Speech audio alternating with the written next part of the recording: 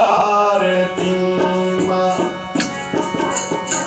बाधाओं विघ्न को मारती करो मिलके सकल नर नारी रामायण माँ की आरती करो मिलके सकल नर नारी रामायण माँ की आरती आरती की रामायण जी तीरथ गली दलाल दतिया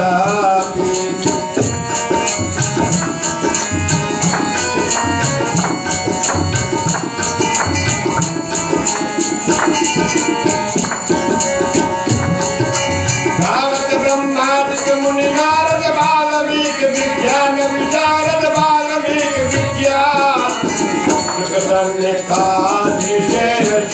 अनुसार धरणी पावन सुत तीर्थ मुक्ति करो मिलके सकल नारी रामायण बाकी आरती करो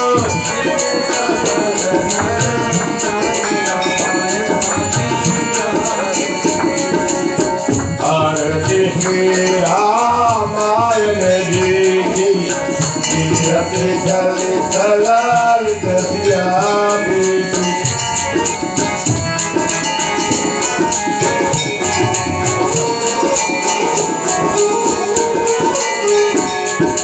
संकट कामत शंभु भवानी अरुगत शंभो मुनि विज्ञानी अरुगत शंभो व्यापे आदि कवि पुण्य बखानी कागे भुजंग गरुड़ के ही करो मिलके सकल नर नारी रामायण की आरती करो मिलके सकल नर नारी रामायण की आरती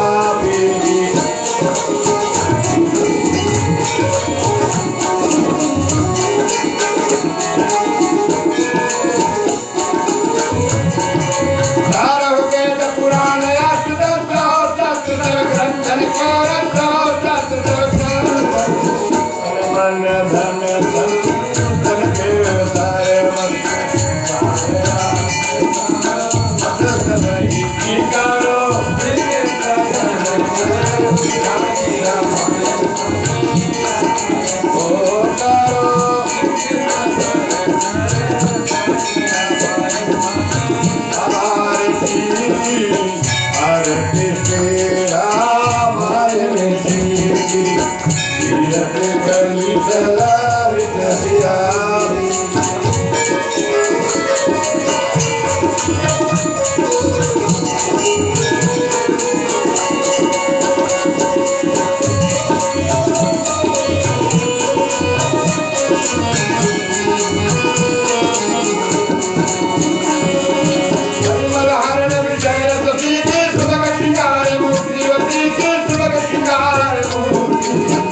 निरोग भव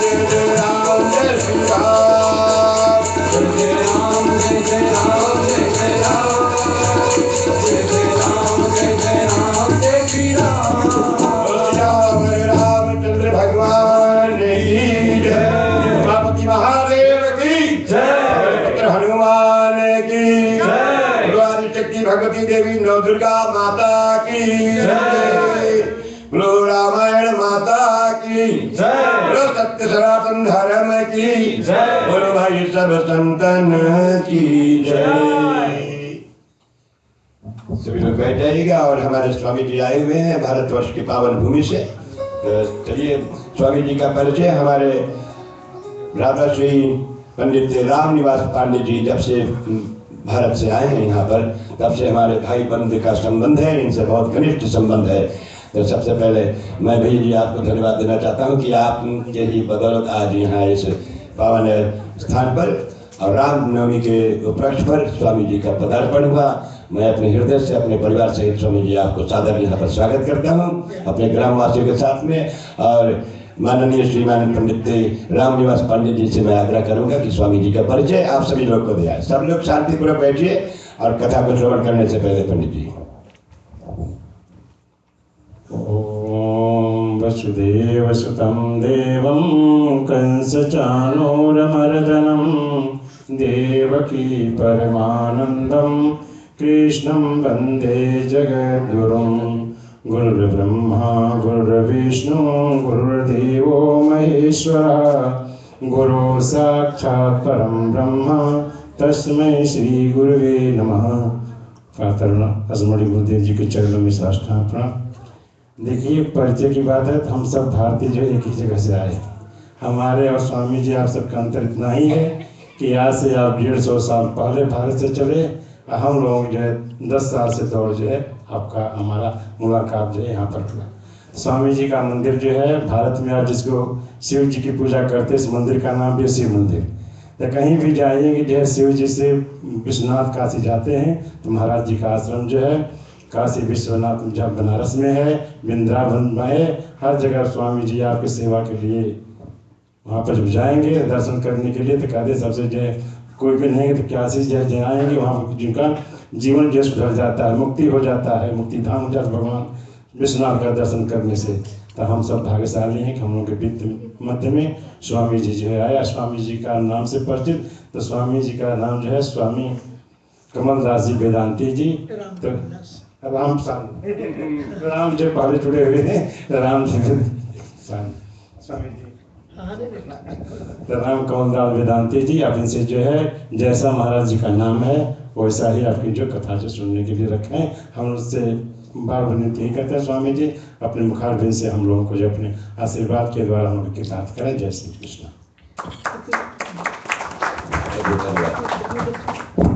कितनी देर? 1 घंटा करें। अच्छा, क्या सुनाए आपको क्योंकि राम जन्म तो हो चुका है। ये जो विप्रधेनु सुर संहिता वहां से आ गए। ये तो उनकी है क्या? आज श्री भगवान रामचंद्र जी का जन्म हुआ था तो ये विप्रधेनु सुर संहिता इसके पश्चात में जो है ठीक है, उसकी कोई जरूरत नहीं, उसमें देख लिया कि रामायण की जरूरत नहीं।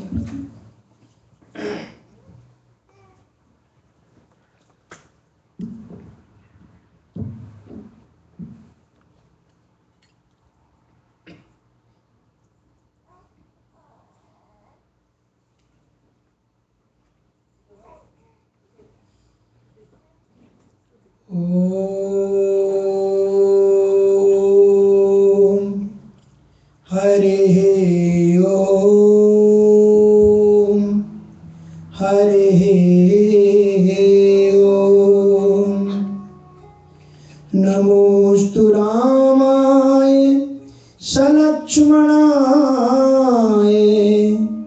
देव्यै च तस्यै जनकात्मजाय नमोस्तु रुद्रेन्द्र यमानिलेभ्यो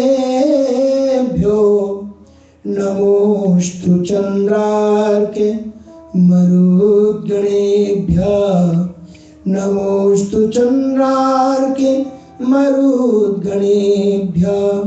बोल सच्चिदानंद भगवान की बोल वीरभद्रंग बली की परम्बा जगदम्बा जगत जननी दुर्गा मैया की श्री सीतारामचंद्र भगवान की धर्म की ओम नमः पार्वती पते हरे हरे महादेव। श्री रामचंद्र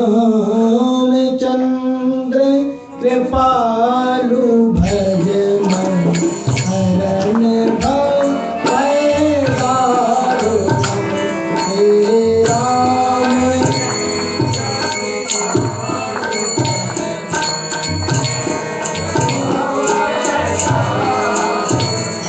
नव कंज लोचन कंज मुख कर कंज पद कंजारु। नव कंज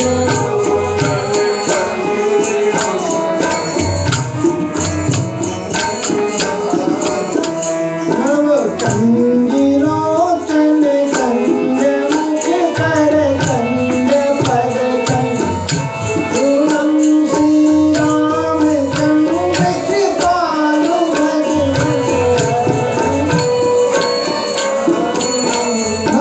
दीन बंधु दिनेश दानव दैत्य भंजन रघुनंद आनंद कंद कौशल चंद्र दशरथ नंदनम। चिरमुकुट कुंडल तिलक चारु अंग विभूषणम। आजानु भुज सर चापु हर संग्राम।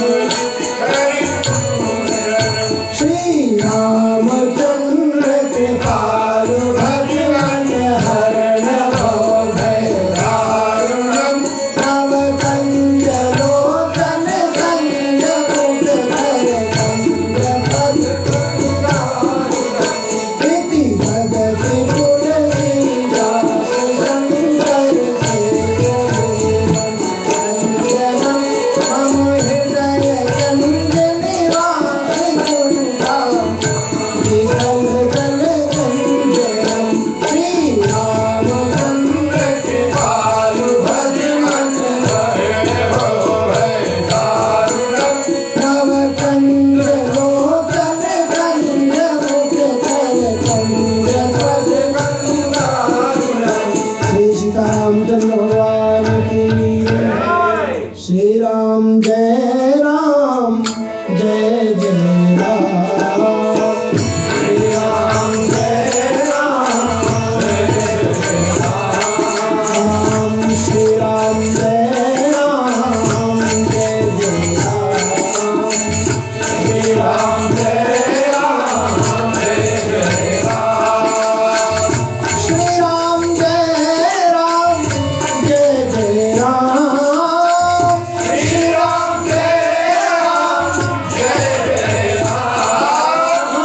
श्री राम जय राम जय जय राम।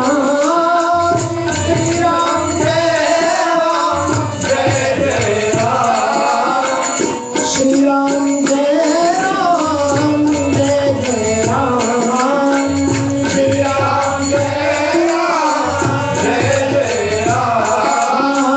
श्री राम जय राम जय जय राम। श्री राम जय राम जय जय राम। श्री राम जय राम जय जय राम। श्री राम जय राम जय जय राम। बोलो सच्चिदानंद भगवान की जय। आज दुनिया का सबसे परम पवित्र और पावन दिन है। कहते हैं कि जय ही दिन राम जन्म श्रुति गावहि। तीरथ सकल तहाँ चल आवहि। जिस पवित्र स्थान पर बैठ करके भगवान श्री राम जी की जन्म की गाथा को गाया जाता है, उस दिन संपूर्ण तीर्थ वहीं पर आकर के निवास करते हैं। आगे है अपना परम पवित्र पावन मंदिर, जहाँ पर हमने बड़े दिव्य धाम धूमधाम के साथ में श्री राम जी का प्राकट्य महोत्सव मनाया, और अब हम थोड़ी सी चर्चाएं उसी के संदर्भ में आपको करेंगे। कि भगवान श्री राम जी का अवतार होता क्यों है। एक बार बीरबल और अकबर का नाम आपने सुना होगा, अकबर और बीरबल का, उनका आपस में कहा सुनी होती रहती थी, जोक होता रहता था उनका। अकबर ने बीरबल से कहा कि हमने सुना है कि तुम्हारा ईश्वर अवतार बहुत लेता है, जब भी देखो तभी वो अवतार लेकर के आता है। कितने अवतार हो चुके? कहा 24 अवतार। कहा तो तुम्हारे ईश्वर के पास में कोई पीर, पैगंबर, नौकर चाकर नहीं है, सर्वेंट नहीं है कोई? Why he is coming himself? Why he is not sending his assistants or some another person he should send? कोई उनके पास में और कोई नहीं, वो खुद ही आ जाते। जब भी देखो तभी भगवान का अवतार हो जाता है। रामायण में लिखते हैं कि जावे जावे हो धर्म की हानि और बाढ़े असुर अधम अभिमानी और बाढ़े असुर अधम अभिमानी। जब जब होए धर्म की हानि, जब जब धरती पर धर्म की हानि होती है, तो यदा यदा ही धर्मस्य, उसी बात को भगवद गीता में श्री कृष्ण कहते हैं कि भगवान का अवतार क्यों होता है। कहा यदा यदा ही धर्मस्य ग्लानिर्भवति भारत अभ्युत्थानमधर्मस्य तदात्मानं सृजाम्यहम् परित्राणाय साधूनां विनाशाय च दुष्कृतां धर्म संस्थापनार्थाय संभवामि युगे युगे। हे अर्जुन, जब जब धरती में धर्म का ह्रास होता है, यदा यदा ही धर्मस्य ग्लानिर्भवति भारत, जब जब धर्म की हानि होती है, यदा यदा ही धर्मस्य ग्लानिर्भवति भारत अभ्युत्थानम् अधर्मस्य, अधर्म का विनाश करके धर्म की स्थापना करने के लिए साधु समत्तेन भयाद् विमुच्यते, साधु सत्पुरुषों की रक्षा करने के लिए तब तब मैं धरती पर अवतार लेकर के आता हूं, तब तक मेरा धरती पर अवतार होता है। भगवान कहां से आते हैं? तो कहा भगवान का बार बार अवतार होता है, तो भगवान के पास में सर्वेंट नहीं है, नौकर चाकर नहीं है, वो खुद ही क्यों आ जाता है? Birwal thought that I will give his answer after some time. और उसके बाद में वो एक टाइम के चांस की प्रतीक्षा कर रहे थे। संयोग से जब अकबर उस बात को भूल गया कि मैंने बीरबल से कुछ कहा था, उसके बाद कुछ दिन बाद उसने एक योजना बनाई कि आज उसको उत्तर देना चाहिए। तो उसने कहा कि राजन, आज बड़ा सुहावन दिन है, बड़ी सुंदर हवा चल रही है, आइए आज जमुना नदी की सैर की जाए। तो जमुना नदी की सैर के लिए नौका में बैठ करके वोटिंग करने के लिए चला और कहा कि राजन, एक बात बताऊं बादशाह, नदी की सैर का आनंद तो तब आता है जब बेगम भी आपके साथ में हो, श्रीमती जी भी आपके साथ। आप लोग भी जब सैर सपाटे के लिए जाते हैं तो अपनी अपनी बेगमों को साथ ले जाते हैं ना, तो इसलिए उन्होंने कहा कि जरा बेगम भी साथ में होगी तो जरा अच्छा लगेगा। तो कहा तो फिर घर, तो कहा आप चलिए नौका में बैठ करके हम आपकी बेगम साहिबा को लेकर के आते हैं।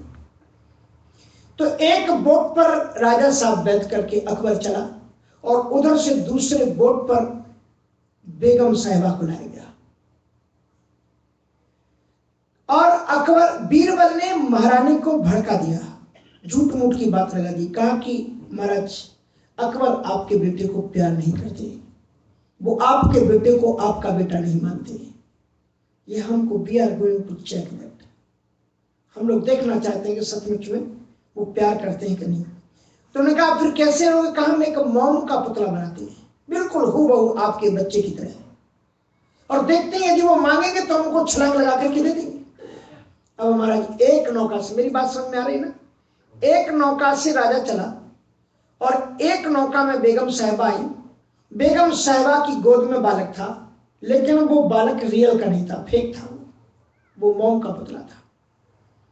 और जब भी कोई बाप अपनी संतान को देखता है तो उसके दिल में वात्सल्य पैदा हो जाता है। तो उसने बेगम साहिबा से, और उनकी बेगम साहिबा के साथ में बीरबल भी था, बीरबल अपनी गोद में उनके बच्चे को लिए हुआ था, खिला रहा था। वो फेक बालक था पर दूसरे से लग रहा था कि बिल्कुल सही बालक है।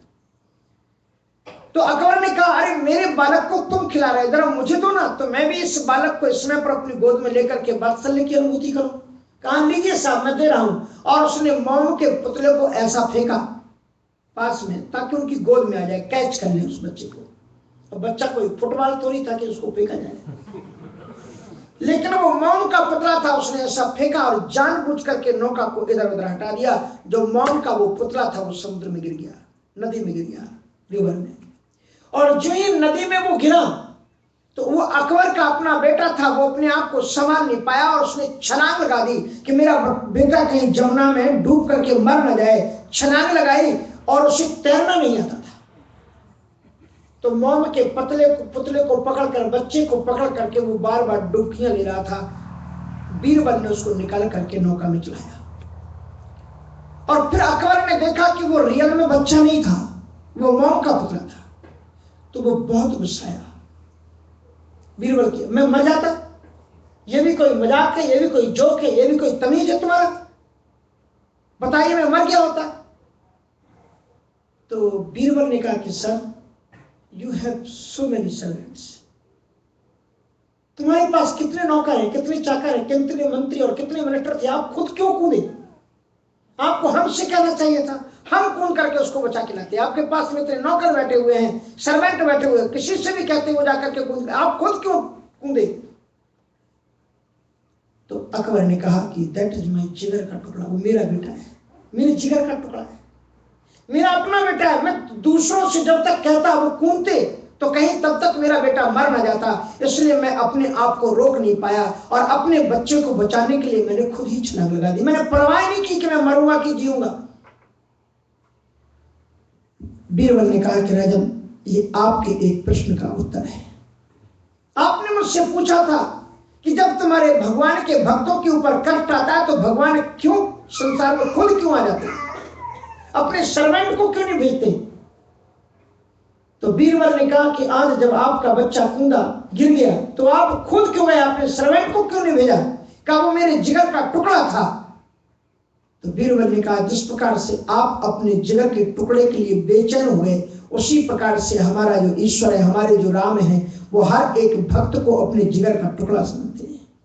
और जब उनके ऊपर कोई संकट आता है तो वो अपने भक्तों को नहीं भेजते, वो सर्वेंट को नहीं भेजते, गरुड़ छोड़े नंगे ही पांव पधारे, वो खुद ही छलांग लगाते हैं धरती पर और भक्तों के दुखों को हरण करने के लिए धरती पर अवतार लेकर के आ जाती है। इसलिए भगवान का अवतार होता है। तो कहने का मतलब यह है कि भगवान का यदा यदा ही धर्मस्व ग्लानिर्भवति भारत अभ्युत्थानम अधर्मस्य तदात्मानं सृजाम्यहम्। रावण के अत्याचार, अनाचार, पापाचार, भ्रष्टाचार से जब पृथ्वी भयभीत हो गई, ऐसे राक्षसों के कारण, जो राक्षस सदाचार भीन होते हैं वो राक्षस है। राक्षस केवल वो नहीं है जो मांस को खाता है, राक्षस केवल वो नहीं जो मदिरा का पान करता है। यदि केवल राक्षस मांस खाने वाला होता और उसकी मुक्ति ना होती तो गीध की मुक्ति नहीं होती। गीध क्या कहता था? गीध अमानुषे आमिष भोगी गति दीनी जो जाचत जोगी।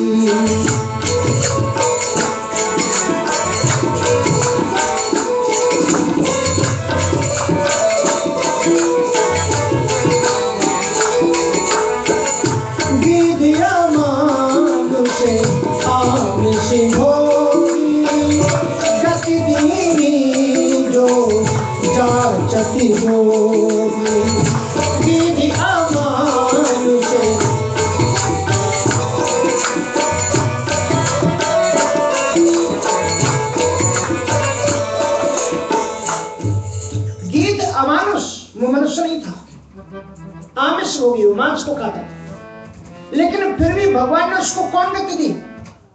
जिस गति के लिए बड़े बड़े जोगी लोग कामना करते हैं उनको गति नहीं मिलती, और भगवान ने वो गति उस गिद्ध को दी, उस जटाई को दी। नारद जी महाराज को मालूम है, जब उन्हें माया को देखा, मोहिनी को देखा, तो उनके मन में आया कि यदि मैं भगवान का रूप धारण कर लूं तो ये माया मुझे मिल जाएगी, मोहिनी मुझे मिल जाएगी, विश्व मोहिनी तासुमानी।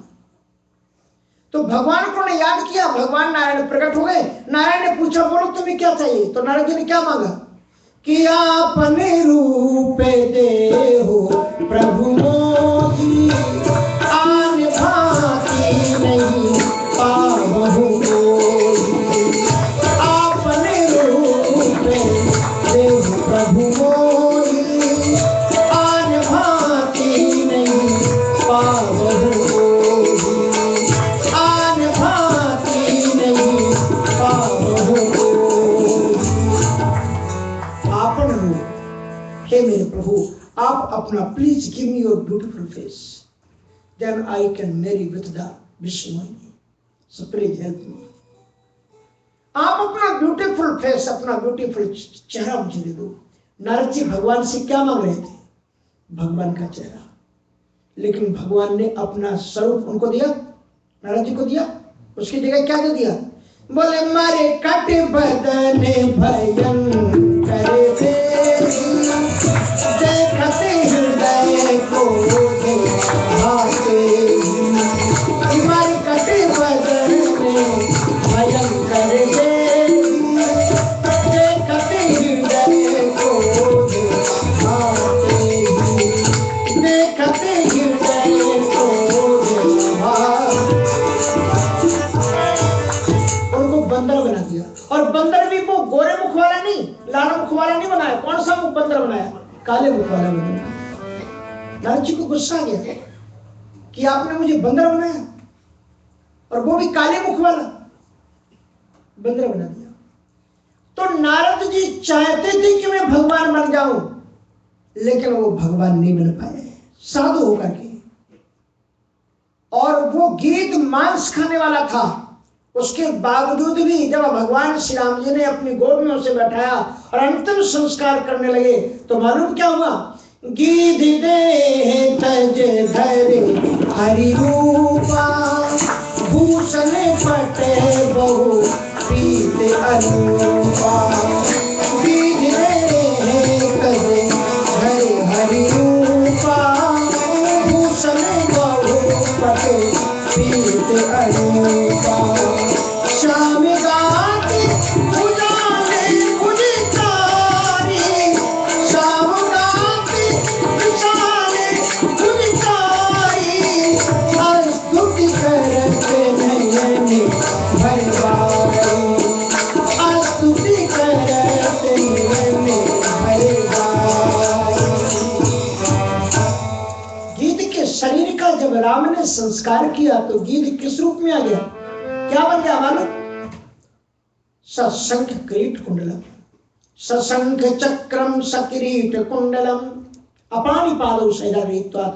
साक्षात भगवान नारायण का रूप धारण कर लिया। किसने? उस गिद्ध ने जो मांस खाता था। गीध अमानुष और आमिष भोगी, और गति दीनी जो जाचति जोगी। जो जोगी लोग जिस रूप की याचना करते हैं उन्हें नहीं मिलता, और भगवान ने वो ही रूप किसको दे दिया? गिद्ध को दे दिया। तो गिद्ध जब भगवान का दिव्य रूप धारण करके जब परम धाम को जाने लगा, तो श्याम गाते विशाल भुजचारी, चार भुजाएं हो गई उसकी, विष्णु का रूप हो गया हमारा जो जटायु। और भगवान को हाथ जोड़ करके आंखों में आंसू भर करके प्रार्थना करने लगा, प्रभु आप बड़े दयालु हैं, मुझ जैसे अभागे पर, दीनहीन पर, पक्षी पर जो मांस भक्षी, कोई सदाचार नहीं करता, मंत्र का जाप नहीं करता था मैं, कोई संध्या नहीं करता, चार धाम की यात्राएं मैंने नहीं की, कोई गुरु दीक्षा नहीं ली, और फिर भी आपने मुझे भगवान नारायण का रूप रख दिया, ये आपकी बड़ी कृपा है। श्री राम जी ने कहा सावधान, ऐसा कभी मत कहना, मैंने तुम्हारे साथ में कुछ नहीं किया, मैंने आपको ये रूप नहीं दिया है। अगर तुम ये कहोगे कि मैंने कृपा करके तुम्हें ये रूप दे दिया, तब तो लोग कहेंगे कि भगवान पक्षपात करते हैं, किसी को अपना रूप दे देते हैं और किसी को नहीं देते। मैंने नहीं दिया। तो बोले फिर ये बन कैसे गया? मैं तो बड़ा अभागा हूं। कहा नहीं नहीं, ये मैंने नहीं दिया, ये तुम्हारा ही कर्तव्य है जिसके फल से तुमने ये रूप पाया। क्या है? का परहित बस जिनी के मन माई, परहित बस जिनी के मन माई, तिन कहु कहे गुरे लग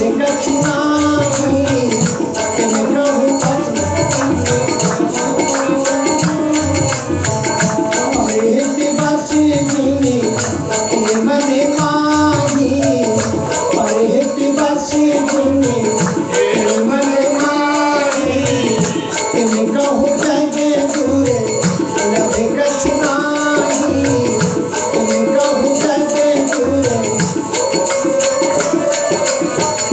ताति करम निधि ते गति पाई प्रकाश सिंधु को ले मुस्काई कृपा सिंधु बोले मुस्काई ताति करम निधि ते गति पाई ताति करम निधि ते गति पाई परहित बस जिने तेरे मन माही तिन कहु जग दूरे लभे कछु नाही तिन कहु जग दूरे लभे कछु नाही। हे जटायु, तुमने ये जो सदगति प्राप्त की है, ये क्यों प्राप्त की है मालूम? क्योंकि परहित बस, जिस प्राणी के जीवन में परोपकार की भावना होती है, किसी भी दीन दुखी को देख करके उसके मन में दया का भाव जगता है, जो अपने दुख और तकलीफों की परवाह ना करके दूसरों की मदद के लिए उतर जाता है, भगवान उसके ऊपर कृपा करते हैं, उसको मुक्ति मिलती है। और ये जटायु क्या है मालूम? जिस वक्त सीता जी का हरण हुआ, जिस समय सीता जी का हरण हुआ अरण्य कांड से, तो क्या उस समय वहां पर ऋषि मुनि लोग नहीं थे? उस जंगल में जहां सीता थी, जहां से रावण ने सीता का हरण किया, उस पंचवटी में क्या ऋषि मुनि लोग नहीं रहते थे? राम जी जा जा करके ऋषि मुनियों से मिले। और सीता जी का जब हरण हुआ, सीता जी जब रोई और चिल्लाई, केवल इस जटायु ने सुना? महात्माओं ने नहीं सुना क्या? महात्माओं ने भी सुना था कि कोई एक नारी रो रही है। तो ऋषि मुनियों ने जब किसी के रोने की आवाज सुनी तो अपने शिष्यों को भेजा जाके पता लगाओ कौन रो रहा है। तो ऋषि मुनि लोगों के शिष्य दौड़े दौड़े आए, कहा कि महाराज महाराज कमाल हो गया। बोले क्या हो गया? बोले रावण ने सीता का हरण कर लिया। रावण ने? बाप रे बाप, वो तो बहुत बड़ा राक्षस है। कुटियों को बंद करके सब ऋषि मुनि लोग चुप से अंदर बैठ गए। किसी की हिम्मत नहीं हुई कि अन्याय का, अत्याचार का, पापाचार का बदला लेने के लिए उठ करके कोई खड़ा हो जाए। रामायण ये कहती है कि जब सती सीता जैसी, गार्गी और सावित्री जैसी नारियों की रक्षा करने के लिए बड़े बड़े सिद्ध लोग जब अपनी कुटियों के दरवाजे बंद कर देते हैं, तो भारतवर्ष का एक गिद्ध उठ करके खड़ा होता है। एक गिद्ध होता है, ललकारता है, कहता है भारतवर्ष का जब तक एक चरित्रवान पक्षी भी जिंदा है, तब तक भी भारतवर्ष की किसी नारी का कोई अपहरण करके यहां से नहीं ले जा सकता है।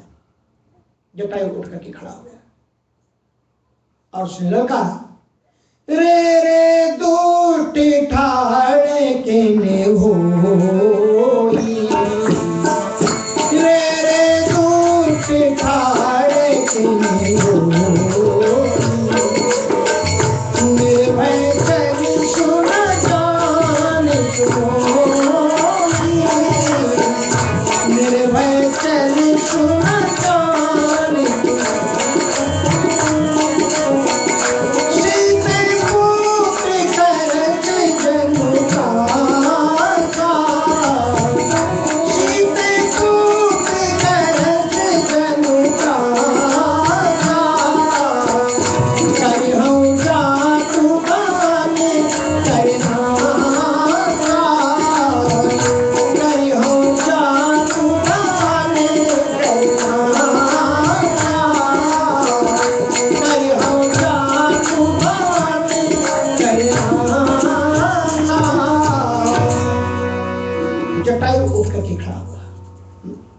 और जटायु किससे लड़ता है? रावण से लड़ रहा है। बड़े बड़े ऋषिमुनियों की कुटियां बंद है और एक पक्षी उससे टक्कर लेता है। ध्यान रखना, ताकत कहां से आती है? काजू पिस्ता बादाम खाने से ताकत नहीं आती है। ताकत विल पावर होती है, आत्मबल। जब तुम्हारे जीवन में नैतिक चरित्र का उत्थान होगा तो आत्मबल बढ़ जाएगा। बहुत बहुत मोटे तगड़े आदमी किसी काम के नहीं होते, मतलब सबकी बात नहीं कर रहा हूं। बहुत से लोग बड़े मोटे तगड़े हैं, खूब काजू पिस्ता बादाम खाते हैं, लेकिन उनके पास में कोई ताकत नहीं है। लेकिन एक आदमी वो होता है बड़ा दुबला पतला होता है, पर आत्मबल होता है, उठ के जब दहाड़ लगाता है तो अच्छे अच्छे लोग उससे डर करके 2 कदम पीछे हट जाते हैं।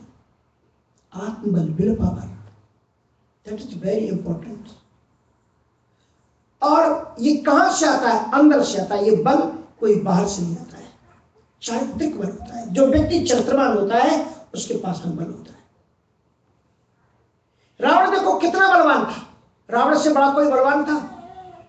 वरुण, कुबेर, सुरेश, समीरा, लेकिन रण सन्मुख धर काहू न धीरा, इतना बड़ा बलवान था। लेकिन वो रावण जब चोरी करने के लिए चला सीता की, तो कैसे चला? इत उत चितय चला भड़ियाई। भड़ियाई मानी जानते हो ना, शोरों की तरह, भड़ुआ की तरह चला वो। लिखा है रामायण में, लिखा है भड़ियाई, मैं थोड़ी कहता हूँ गलत से। इत उत चितय चला भड़ियाई, इधर उधर था तो देख लेना, क्योंकि गलत रास्ते पर जिम कुपंथ पग धरत खगेसा, रह न तेज बल बुद्धि लवलेसा। कुमार्ग पर कदम रखते से ही 4 चीजें चली जाती हैं। तेज चले पर नहीं रहता, गलत काम तुम करोगे चरे का तेज चला जाएगा, लाइट चली जाएगी। जिम कुपंथ पग देत खगेसा, रह न तेज बल, तेज चला जाता है, बल चला जाता है, बुद्धि चली जाती है, 3 चीजें चली जाती है। जिम कुपंथ पग देत खगेसा, रह न तेज बल बुद्धि लवलेसा। लवलेसा मानी थोड़ी भी रंच मात्र में नहीं रह जाती है। So character is very important in our life. और अमेरिका में इसी का खतरा है, और तो सब परमानेंट है। इसी की हमें रक्षा करनी है। और तो सारी चीजें आपको मिल जाएंगी, यहाँ रुपया भी मिलेगा, पैसा भी मिलेगा, धन भी मिलेगी, संपत्ति मिलेगी, पर इस माया के बाजार में कहीं अपने आप को मत खो देना, अपनी संपत्ति को मत खो देना। अपना धन ये रुपया पैसा नहीं है, अपना धन ये रामायण है। रामायण में वर्णित जो चरित्र है, that is very important for our life. So that Ramayana and Bhagavad, these are not only stories, science of divine life. If we will try to apply in our life, then we can lead a successful life. इसको केवल गाओ मत, इसको अपने जीवन में उतारने की चेष्टा करो। नहीं तो एक मालिक ने 4 तोते पाले और 4 तोतों को उसने सिखा दिया, एजुकेटेड बना दिया उसने। क्या सिखाया? कि सावधान, बहेलिया आएगा, जाल बिछाएगा, दाना डालेगा, फंसना नहीं। 4 तोतों ने रख लिया, पूरी दिन भर वो यही चिल्लाते, बहेलिया आएगा, जाल बिछाएगा, दाना डालेगा, फंसना नहीं। बहेलिया आएगा, जाल बिछाएगा, दाना डालेगा, फंसना नहीं। बहेलिया आएगा, जाल बिछाएगा, दाना डालेगा, फंसना नहीं। हनुमान चालीसा रख लिया। और उसके बाद में एक दिन सचमुच में बहेलिया आया और जाल बिछाया, दाना डाला, सब उतर गए, जीव लपलपावटी उतर गए उसकी। और बहेलिया ने सबको पकड़ लिया और पकड़ करके जाल में बंद करके ले जा रहा है। अब वो मालिक आया, मेरे तोते कहाँ गए? तो देखा एक बहेलिया ले जा रहा है, जाल के अंदर 5 तोते पकड़े हुए कैद हैं और तो रास्ते भर कहते चले जा रहे। बहेलिया आएगा, जाल बिछाएगा, दाना डालेगा, फंसना नहीं। बहेलिया आएगा, जाल बिछाएगा, दाना डालेगा, फंसना नहीं, और सब फंसे चले जा रहे हैं। और हम लोग रोज भजन गाते, तेरा राम जी करेंगे बेड़ा पार,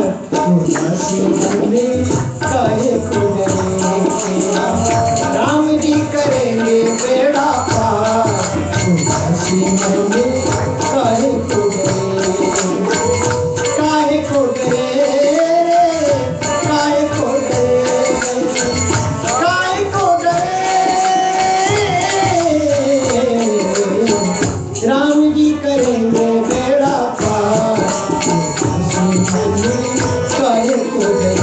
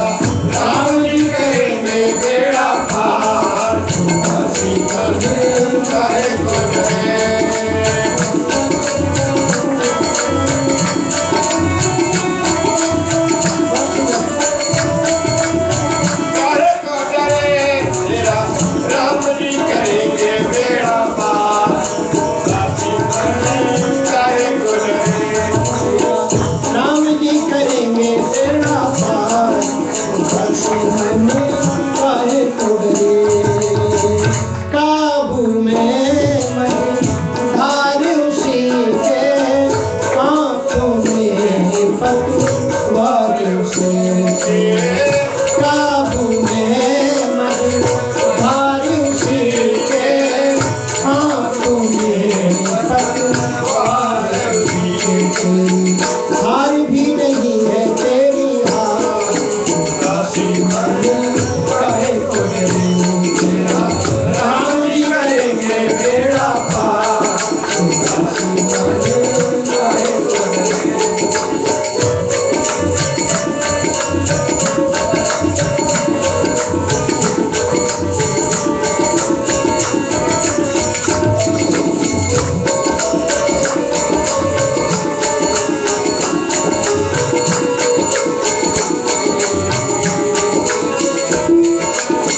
सहज किनारा मिल जाएगा, परम सहारा मिल जाएगा, सहज किनारा मिल जाएगा, परम सहारा मिल जाएगा। डोरी सौंप के तुझे एक ही बार, काशी मंदिर काहे को डरे, तेरा राम जी करेंगे बेड़ा पार, काशी मंदिर काहे को डरे।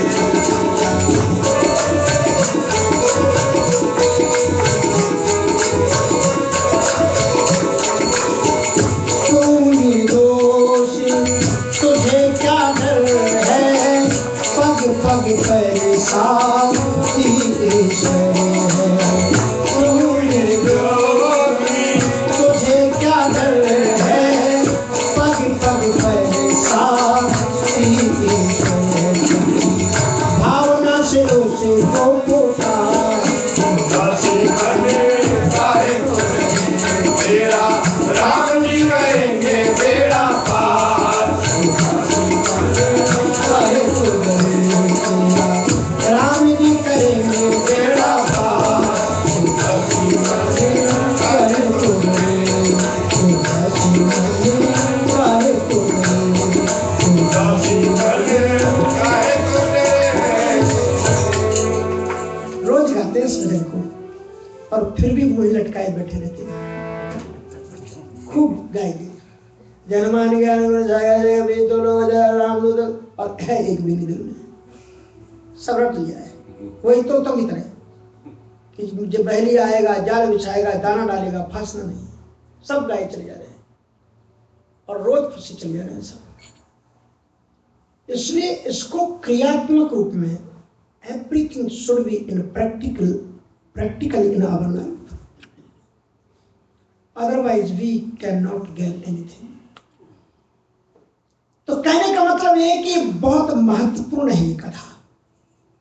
जटायु के चरित्र से देखिए भगवान क्यों अवतार लेते हैं।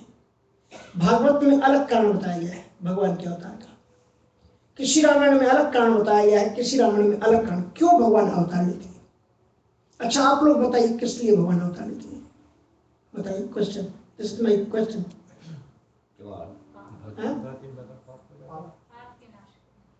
पाप के नाश के लिए, भक्तों के दर्शन करने के लिए, भक्तों के दर्शन के लिए, बिल्कुल ठीक है। देखिए अलग अलग इसके कारण बताए गए हैं। रामायण में कहा कि जब जब होए धर्म की हानि, बाढ़े असुर अधम अभिमानी।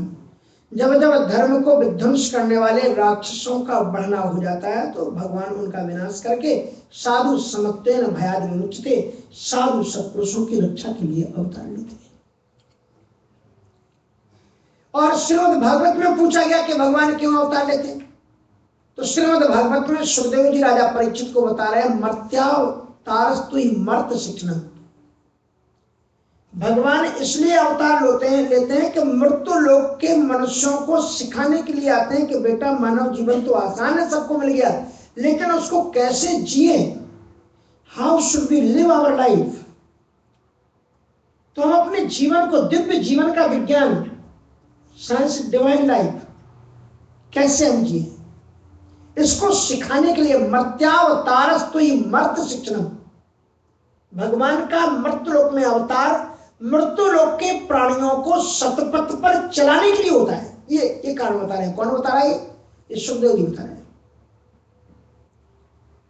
क्यों? तस्य शत्रुघ्न ने रावण को मारने के लिए भगवान का अवतार होता है। कहते रावण को मारना कौन सी बड़ी काम, उसी सारी दुनिया पैदा की है, ऐसे चुटकी मारेगा सब कुछ खत्म हो जाएगा। जलद बंधन पुंग हेतु, जिसके नाम को लिख देने से समुद्र पर पत्थर तैर जाते हो। जब राम के नाम से समुद्र पर पत्थर तैरे तो लोगों में बड़ा आश्चर्य, लंका में कह मच गई। अरे महाराज, राम नाम के लिखने से पत्थर तैर गया, पत्थर तैर गया। राम ने पत्थर तैरा दिए। तो रावण ने कहा ये कौन सी बड़ी बात है, मैं भी तैरा देता हूं। तो महाराज रावण भी एक पत्थर लेकर के आया और उसने जब छोड़ा तो वो भी पत्थर तैर गया। अब तो पूरी लंका में हल्ला हो गया कि महाराज रावण ने भी पत्थर तैराया, वो भी तैर गया। सारी दुनिया लंका में हल्ला हो गया कि महाराज हमारे रावण भी भगवान है, उन्होंने भी पत्थर डाला तो तैर गया। मंदोदरी ने पूछा क्या हो, कैसे तैरना हो,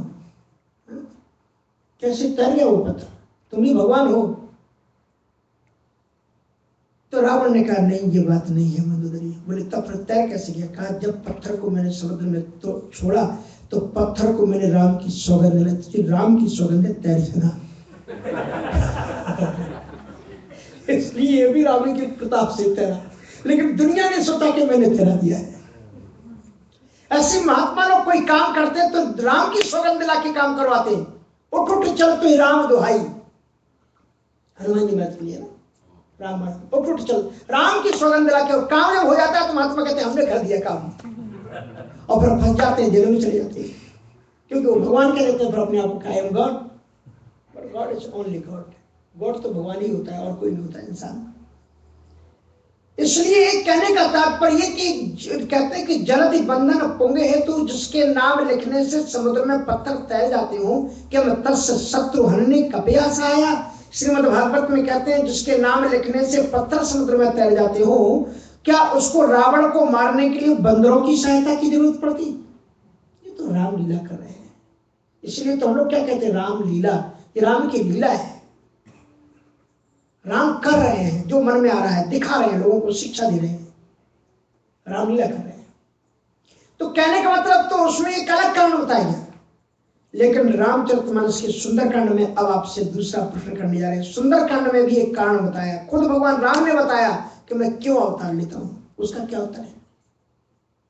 सुंदरकांड में भगवान विभीषण से कह रहे हैं क्या कि तुम सारिखे संत प्रिय मोरे, धर्म दे आने होरे। तुम सारिखे संत प्रिय मोरे, धर्म दे नहीं आने होरे। धर्म दे नहीं आने होरे। धर्म दे नहीं आने होरे।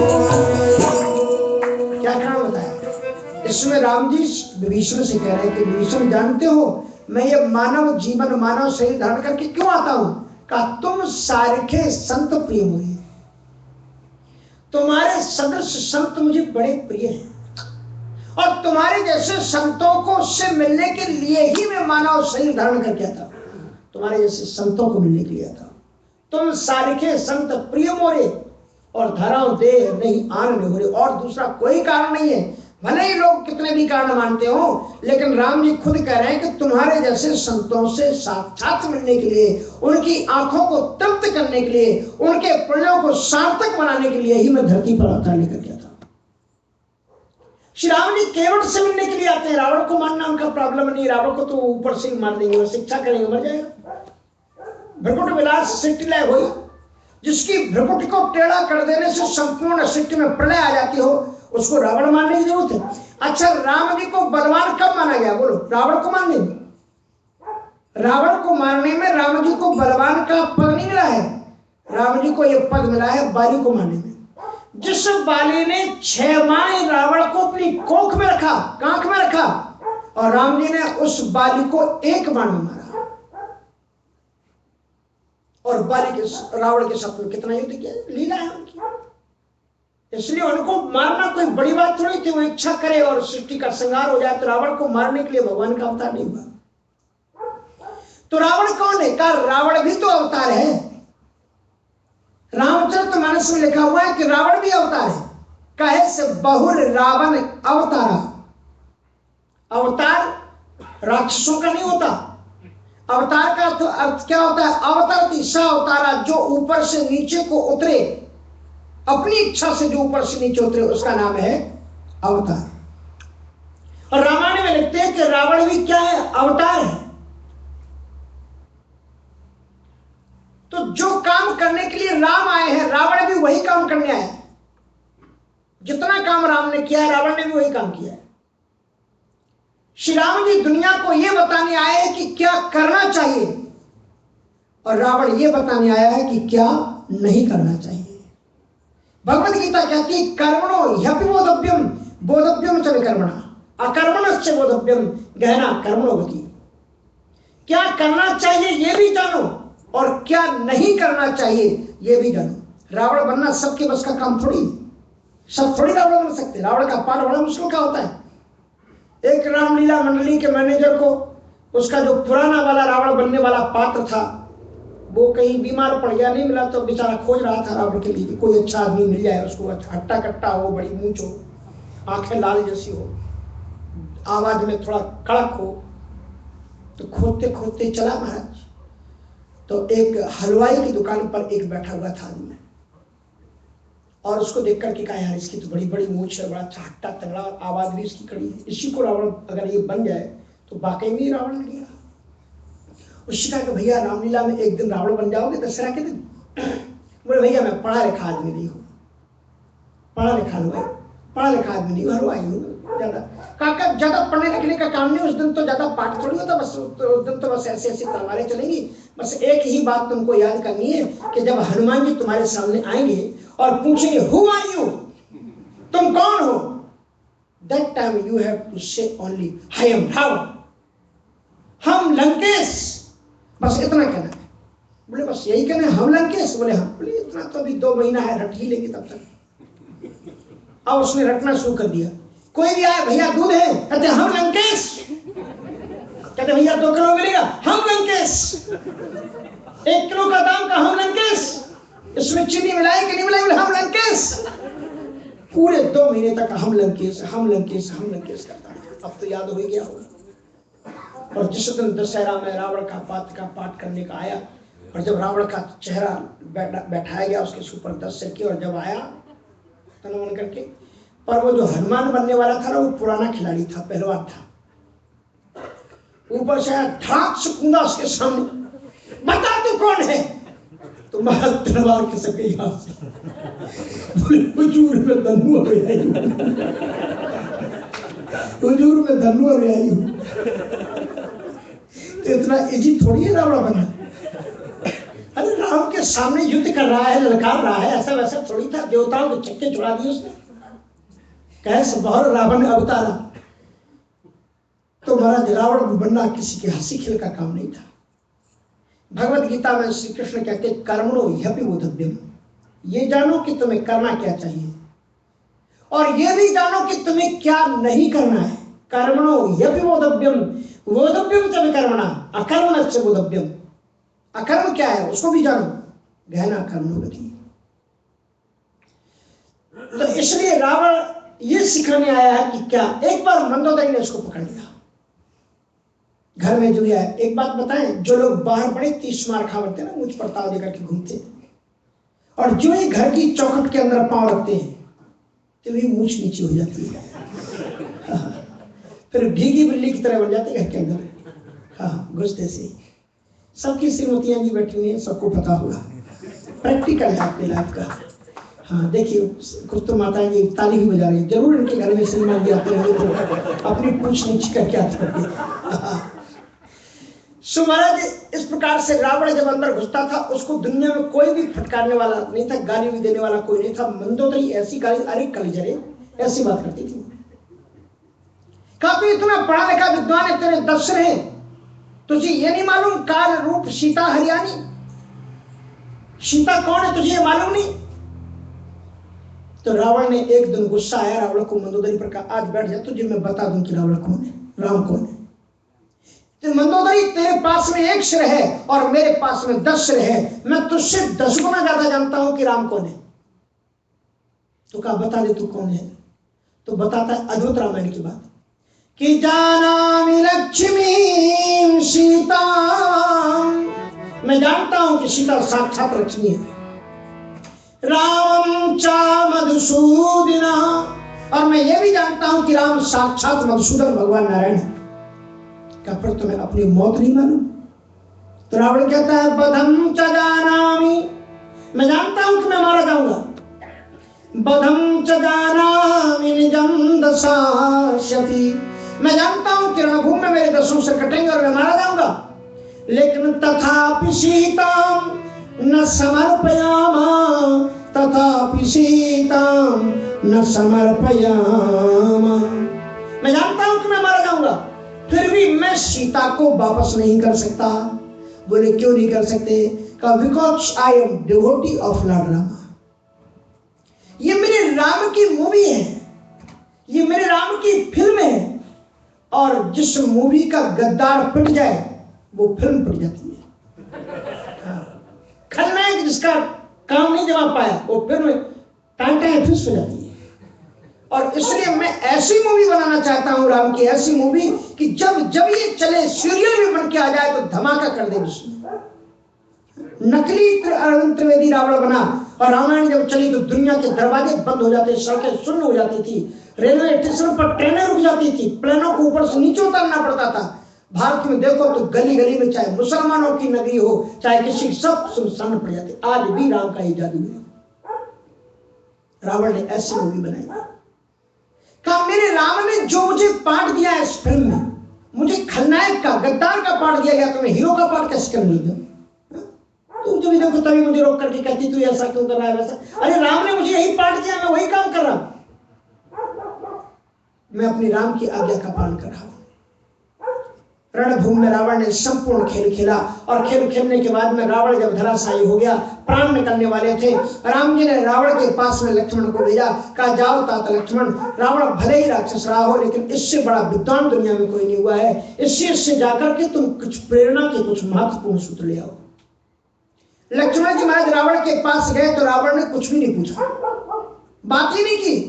लक्ष्मण जी लौट करके आ गए। रावण ने कहा कि महाराज हमने ऐसा सुना है कुत्ते की पूंछ को 6 माह बिल में रखो लेकिन निकलती है तो टेढ़ी की टेढ़ी निकलती है। आपने भेज दिया सुदृढ़ के पास में, उसको सिक्का चाहने वालों में खड़ा रहा, उसने बात तक नहीं की। श्री राम जी ने पूछा लक्ष्मण तुम खड़े कहाँ थे? कहा मैं कहाँ खड़ा था, आपका भाई उसके सिर पर खड़ा था। कहा लक्ष्मण ऐसा थोड़ी होता, जिससे ज्ञान लिया जाता है उसके चरणों में बैठना पड़ता है, शिष्टाचार। इसलिए लिखा हुआ है भगवत गीता में कि किसको ज्ञान मिलता है? तद्विद्धि प्रणिपातेन परिप्रश्नेन सेवया। प्रणिपात करो, साष्टांग दंडवत करो उसको, परिप्रश्नेन सेवया, उसकी सेवा करो और प्रश्न करो, तब ज्ञान मिलता है। शुश्रूषया,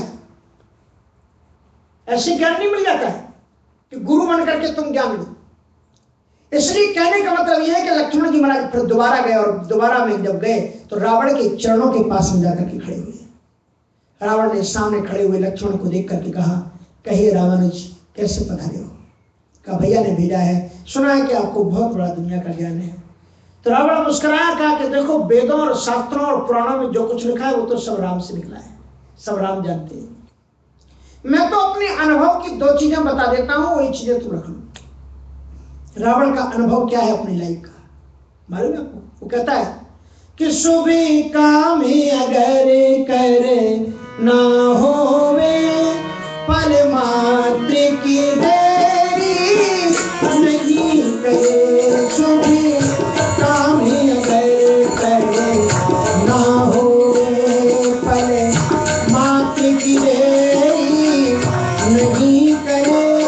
हो अशुभ कार्य यदि संभावित, हो अशुभ कार्य यदि संभावित, चाहे जितना वही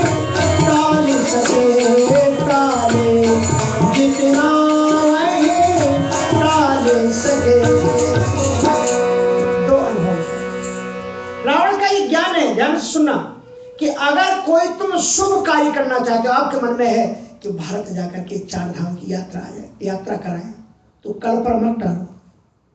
काल करे सो आज करे, और आज करे सो अब, और पल में परलय होती है, तो बहुर करे गो कवि।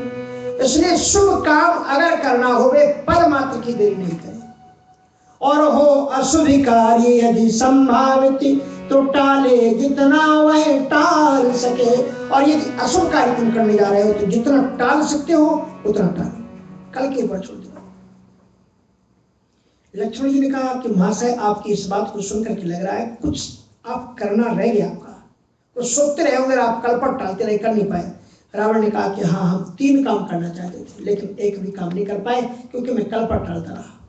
क्या काम करना चाहते थे? तो रावण ने बताया कि प्रगटे पुलिस पात्र रावण की प्रतिज्ञा थी, और बना के न सैनी एक स्वर्ग को लगावेंगे। एक मेरी प्रतिज्ञा थी कि सोने स्वर्ग के लिए लोग कहते हैं ना, जब करो तब करो, ये करो वो करो तब स्वर्ग को जाएंगे। मैंने ये सोचा था एक सोने की निशानी लगा देंगे स्वर्ग के लिए, जिसके पास ताकत होगी सीढ़ी चढ़ करके सीधे स्वर्ग पहुंच जाएगा।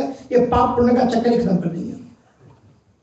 बना के नशेनी एक स्वर्ग को लगावेंगे, खारो नीर सिंधु को, पृथ्वी से 3 गुना अधिक समुद्र है और वो पानी कैसा है? खारा। तो मैं ये सोच रहा था कि खारो नीर सिंधु को सुस्वाद में सुधा सुकर, और हीतल दिवाकर को शीतल बनावेंगे। समुद्र के पानी को मैं मीठा बनाना चाहता था। रावण ने कहा लक्ष्मण जी ने कहा ओ माय गॉड, कैसे कर सकते थे तुम? कहा मैं लंका समुद्र को खंड खंड में बांट देता, टुकड़े टुकड़ों में बंटवाता, सूर्य को गुरुत्वाकर्षण करके उसके पास बुलाता और उसका बाष्पीकरण करवाता। सूर्य तपते, पानी को भाप बना करके आकाश में बादलों में बढ़ते और बादल में रिफ्लाई करके और फिर उसके बाद में फिर उन टुकड़ों में भरवा करके मीठा पानी करवा देते। कितना बड़ा विज्ञान की परिकल्पना थी। और इस प्रकार से मैं, और हीतल दिवाकर को शीतल, ये सूर्य तपते बहुत हैं इसलिए मैं इनको शीतल बना देता। मैं ऐसा कुछ यंत्र लगाता कि रावण की तप्त, सूर्य की तप्त किरणें शीतल बनकर के धरती पर आती। लेकिन कहते कवि बिहारी ते विचारत बिलाए गए, और समय के चुकाने पुण्य कहाँ कर पावेंगे। इसलिए काम जे जरूरी परमारथ रंगरूरे हैं, लीजे कर पूरे न तो अधूरे रह जावेंगे। इसलिए जो भी काम तुम्हारे परमार्थ वाले हो, अच्छे काम हो, पुण्य के काम हो, जितने जल्दी बन सके उनको कर डालो, नहीं तो कहीं ऐसा ना हो कि टाइम फिक्स हो जाए उसके पहले ही तुम्हारी ऊपर की परम यात्रा हो जाए। जीव जब जब चला तब अकेला चला, इसलिए कहीं ऐसा ना हो कि उसके पहले ही तुम्हारा जनाजा उठ जाए। इसलिए रावण ने ये 2 शिक्षाएं दी। और उसके बाद में लक्ष्मण जी महाराज बोले तो मैं चलूं, तो कहा कि लक्ष्मण तुम रघुकुल के कुमार हो, तुम्हें इतना शिष्टाचार मालूम नहीं कि जिस गुरु से दक्षिणा दीक्षा ली जाती है, ज्ञान लिया जाता है, उसे कुछ दक्षिणा में दिया जाता है। अगर किसी से ज्ञान लो और दक्षिणा में कुछ ना दो तो ज्ञान तुम्हारे पास ठहरेगा नहीं, ज्ञान वापस चला जाता है। तो लक्ष्मण जी ने कहा कि अब तुम मरने जा रहे हो, अभी भी तुम्हें दक्षिणा चाहिए? अब पंडितों की आदत सुधरती नहीं है, देखो मर रहा है और फिर भी दक्षिणा चाहिए। अब क्या दक्षिणा चाहिए? कब राम से पूछो क्या दक्षिणा मिली। जिस समय मैंने रामेश्वरम की स्थापना करवाई थी, उस समय में मैंने दक्षिणा में राम से मांगा था कि हे राम तुम तो जिसको चाहो उसी को इच्छा से मांग दो, लेकिन मुझे वरदान दक्षिणा में 2 चीजें दो। एक तो ये कि मेरी मृत्यु तुम्हारे बाण से हो, किसी बानर या ऋष के द्वारा ना मारा जाओ, मेरी मृत्यु तुम्हारे हाथ से हो।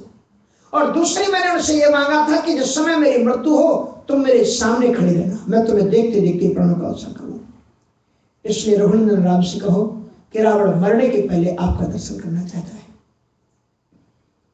श्री राम जी सामने आए। वाल्मीकि रामायण में रावण को 11 बार धर्मात्मा कहा गया है। हतो गता धर्मात्मना, राम जी कहते हैं धर्मात्मा चला गया। तो राम जी जब सामने आकर के खड़े हुए तो मुख नीचे लटकाए हुए थे। रावण ने कहा कि राजू लोचन, आप तो मुस्कुराते हुए अच्छे लगते हो, अधरोष्टों पर हंसी हो, ऐसी छवि आप दिखलाइए। श्री राम जी ने रावण को खुश करने के लिए थोड़ा मुस्कुराए तो रावण ने कहा कि now may I ask some questions. Ram ji ने कहा यस, पूछो। कहा तो मेरे 2 प्रश्नों का जवाब दो। दुनिया का सबसे बड़ा धनवान में, दुनिया का सबसे बड़ा बलवान में, दुनिया का सबसे बड़ा विद्वान में, दुनिया में सबसे बड़ा सेनावान में तुम तो जंगल में थे, फिर भी तुम क्यों हार गए और मैं क्यों जीत, तुम क्यों जीत गए और मैं क्यों हार गया? मैं लंका में अपने राज्य में बैठे हुए और मैं हार गया और तुम वनवासी होकर के भी जीत गए इन बंदरों की सहायता से। अरे राम, तुम्हारे पास तो केवल एक लक्ष्मण था जिसके बल पर तुम सीना तानते थे कि जगमोह सखा निशाचर जेते, और लक्ष्मण हनायन में समाते थे, दुनिया में जितने निशाचर हैं मेरा भाई लक्ष्मण एक क्षण में मार सकता है। लेकिन तुम्हारे पास तो ऐसा योद्धा एकमात्र लक्ष्मण था, लेकिन मेरे पास में जानते हो लक्ष्मण जैसे कितने योद्धा थे? कुलिस, अकंपन, कुलिशर्द, धूमकेतु, अतिकाय और एक एक जग जीत सक, ऐसे शोट निकाय अकेले अकेले दुनिया को जीतने वाले योद्धाओं की मेरे पास कमी नहीं थी, लेकिन सारे मारे गए और मैं भी मर रहा। तो मैं क्यों हार गया और तुम क्यों जीत गए? तो राम जी ने कहा इसका उत्तर आप ही दीजिए तो अच्छा होगा। रावण ने कहा अगर मुझसे पूछते हो तो मैं बता दूं। मेरे हाँ बताइए। कहा कि मैं ये बताना चाहता हूँ, इसमें कोई संदेह नहीं कि दुनिया का सबसे बड़ा बलवान में, सबसे बड़ा धनवान में, सबसे बड़ा विद्वान में, सबसे बड़ा कलावान में, सबसे बड़ा सेनावान में, लेकिन 2 वान मेरे पास में नहीं थे, वो तुम्हारे पास में थे।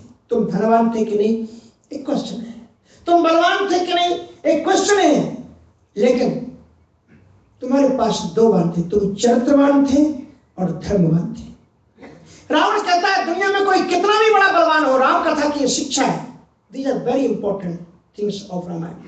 ऐसे ये रस है, सार है राम कथा कि दुनिया में कोई कितना भी बड़ा विद्वान हो, बलवान हो, धनवान हो, लेकिन अगर चरित्रवान नहीं है, धर्मवान नहीं है, धर्मवान नहीं है, तो सब कुछ पाकर के वो हारा हो जाएगा, जैसे कि रावण पराभूत हो गया।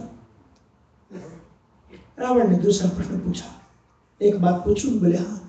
इठलाना मत, मेरे प्रश्न का उत्तर दो, कौन जीता कौन हारा? लक्ष्मण जी ने कहा देखो इसमें मरने जा रहा और फिर भी कह रहा कौन जीता कौन हारा? तो नहीं मालूम कौन जीता, अभी तू ही तो बता रहा है कि मैं हार गया। कहा वो तो मेरी बात थी, मैं तुमसे पूछा। राम जी ने कहा इसका भी उत्तर आप दे दो। तो रावण ने कहा कि अगर मुझसे पूछते हो हे राम तो मैं जीत गया और तुम हार गए।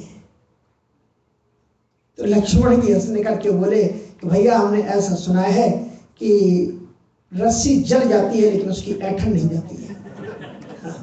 मर रहा है फिर भी कह रहा है कि मैं जीत गया। अरे तू कैसे जीत गया रे? रावण कहता है कि मैंने प्रतिज्ञा की कि जब तक मैं जिंदा रहूंगा तब तक आप दोनों भाइयों में से एक को भी लंका में कदम नहीं रखने दूंगा, और जब तक मैं जिंदा रहा आप दोनों भाइयों में से एक को भी मैंने लंका में नहीं आने दिया, और मैंने आपके रहते रहते हर एक राक्षस को आपके धाम में पहुंचा दिया है, और डंके की चोट से मैं भी आपके धाम को जा रहा हूं। अगर रोक सकते हो तो रोको। तो बोलो कौन जीता कौन हारा? रावण कहता है कि मैं बैकुंठ को जा रहा हूं, तुम्हारे धाम को जा रहा हूं, रोक सकते हो तो रोको। मैंने तुम्हें अपनी लंका में नहीं आने दिया, लेकिन मैं तुम्हारे घर में कूच कर रहा हूं। तो रामायण का सीधा सा एक संदर्भ है, एक लाइन की अर्थ है, और वो है रामवद वर्तितव्यम ना रावणादिवत। राम का आचरण रामवद वर्तितव्यम, राम का आचरण अपने जीवन में अनुवर्तन करें, चलाए ना रावणादिवत, रावण के आचरण को अपने जीवन से निकालें। मैं आपको यही बात बता रहा था शुरू से, आज राम का प्रकट हुआ है। राम का प्रकट किसके लिए होता है? का राम किसकी मदद करते हैं? जटायु का मैंने आपको एक प्रकरण बताया। प्रश्न ये नहीं है कि आप क्या खाते हो पीते हो, इसका मतलब ये नहीं कि आपको मैं छूट दे रहा हूं, जो मन में आए खाओ, जो मन में आए पियो, इसका अर्थ ये नहीं है। पर इसका मतलब ये है कि आप कितना भी व्रत और उपवास करते हो लेकिन आचरण नहीं है, चरित्र नहीं है। तो गीध अमानस आमिष भोगी, गत दिन ही निजात जोगी। भगवान ऐसे भक्तों के लिए अवतार लेकर के आते हैं। और आज आपने श्याम जी का प्राकट्य दिवस महोत्सव मनाया, तो राम जन्म के हेतु अनेका परम पवित्र एक थे एका, राम जन्म के अनेकों हेतु हैं और उनमें से अनेकों एक से एक बढ़ करके हैं। इसलिए थोड़ी सी मैंने जटायु और रावण की कथा के माध्यम से रामायण का सार तत्व आपको बताने की मैंने प्रयास किया है कि जीवन में कितने भी धनवान बन जाए, कितने भी बलवान बन जाए। यहाँ पर हम लोग आते हैं तो पढ़ाई लिखाई खूब कर लेते हैं, अच्छे कॉलेजों में पढ़ लेते हैं, एजुकेटेड हो जाते हैं। How are you, I am English तो समझ में नहीं पाते, विद्वान बन जाते हैं, सोचते हैं अंग्रेजी पढ़ ली तो विद्वान बन गए। और उसके बाद में अपन धनवान भी बन जाते हैं। अमेरिका में डॉलर में अपना दिमाग डालते रहते हैं, डॉलर में दिमाग डालो।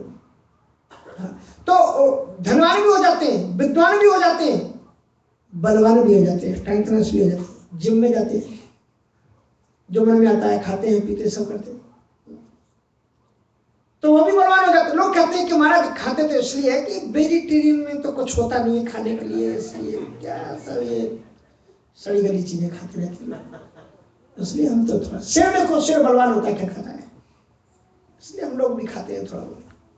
लेकिन आपको बता दूं, जीव जंतुओं में सबसे ज्यादा बलवान क्रीचर कौन है? हाथी। और हाथी वेजिटेरियन होता है।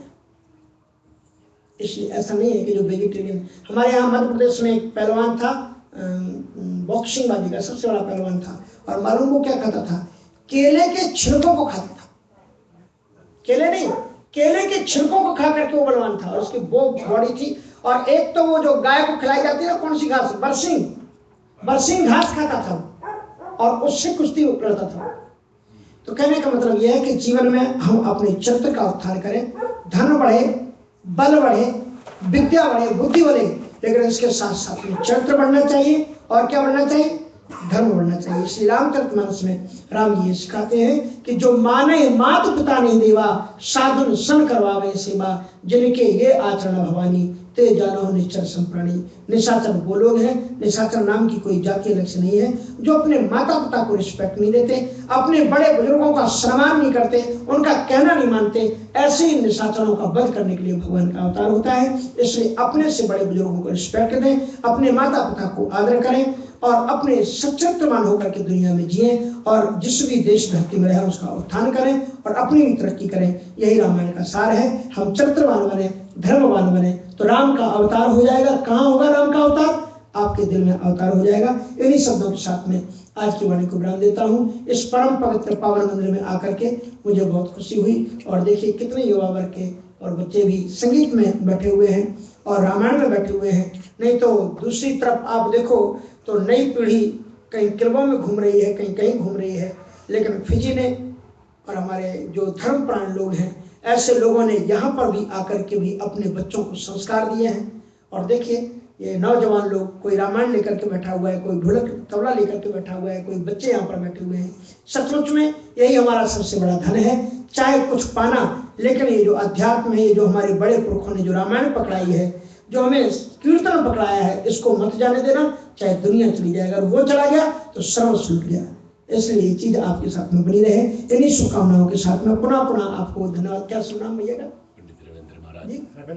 हाँ, रविंद्र महाराज जी, उनको और उनके संपूर्ण साथियों को, बच्चों को, मंडली को, क्या नाम है मंडल का? मंडली का नाम महाराज मंडली। सब महाराज है, सब महाराजों की मंडली है।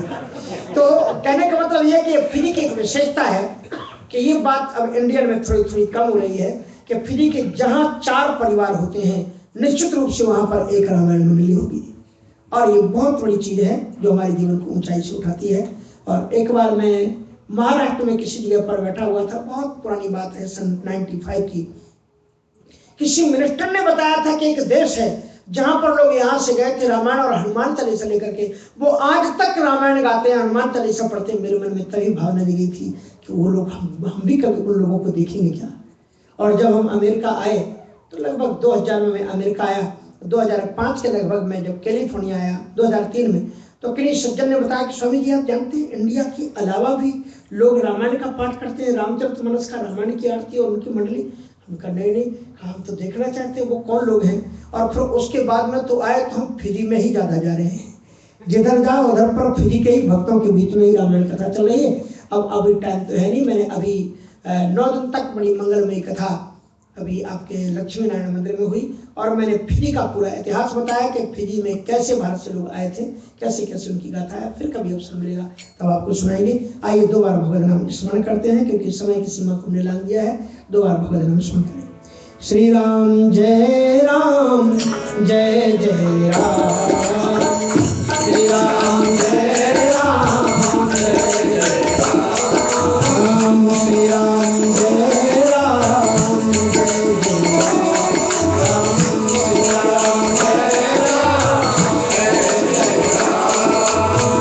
श्री राम जय राम, श्री राम जय राम, जय जय राम, श्री राम जय राम, जय जय राम,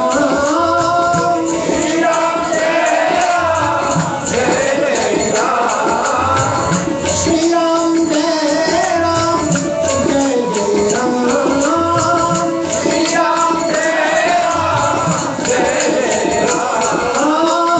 श्री राम जय राम, जय जय राम,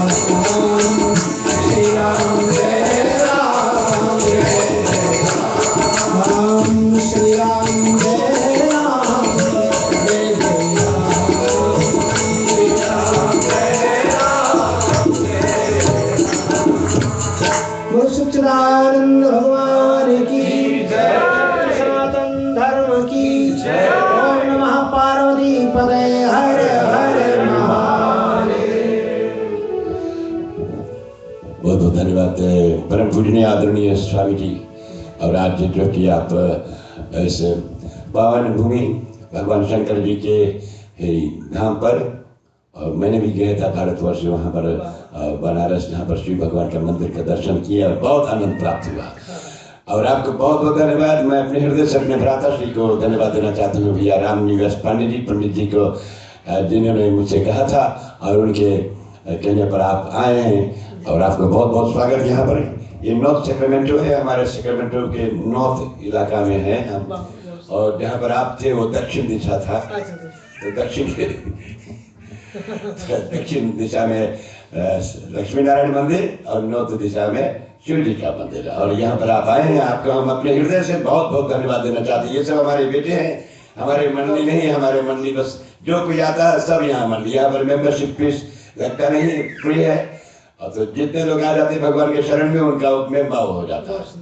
तो आपके बहुत बहुत धन्यवाद। काशी में और वृंदावन में अपना आश्रम है, कभी भी आप वहाँ पर जाएं तो गुरुधाम कॉलोनी राम मंदिर, और हमारे श्रीनिवास पांडे जी को पूरा पता है। और वहाँ पर ठहरने की सभी के लिए पूरी व्यवस्था है, निःशुल्क है, किसी प्रकार का कोई वहाँ पर अनुदान नहीं मांगा जाता। मनुष्य श्रद्धा से कोई कुछ भी करे। और वृंदावन में भी वेदांत आश्रम करके है, तो आप सभी का वेलकम है, स्वागत है।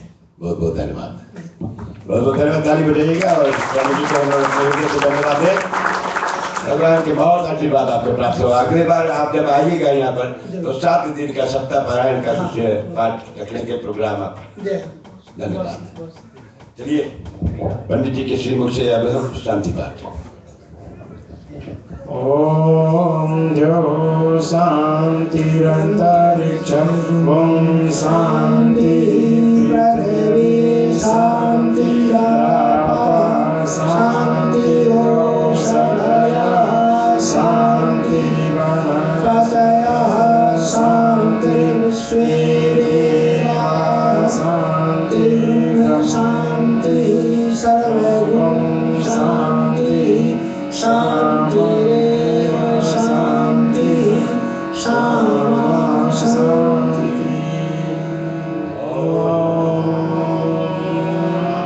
शांति शांति शांति।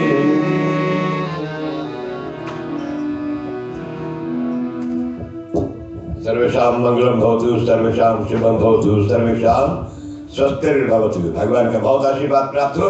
और अगले सप्ताह भूलिए नहीं, भगवान श्री राम जी का जन्म महोत्सव की कथा को हम लोग फिर से पुनः प्रारंभ करेंगे। और किस प्रकार राजा दशरथ ने अयोध्यापुरी में सब कुछ लुटाए थे, और किस तरह सूर्य नारायण भगवान ने 1 महीना भर दिन था अयोध्यापुरी। तो सब लोग आप जरूर भोजन करके जाइएगा।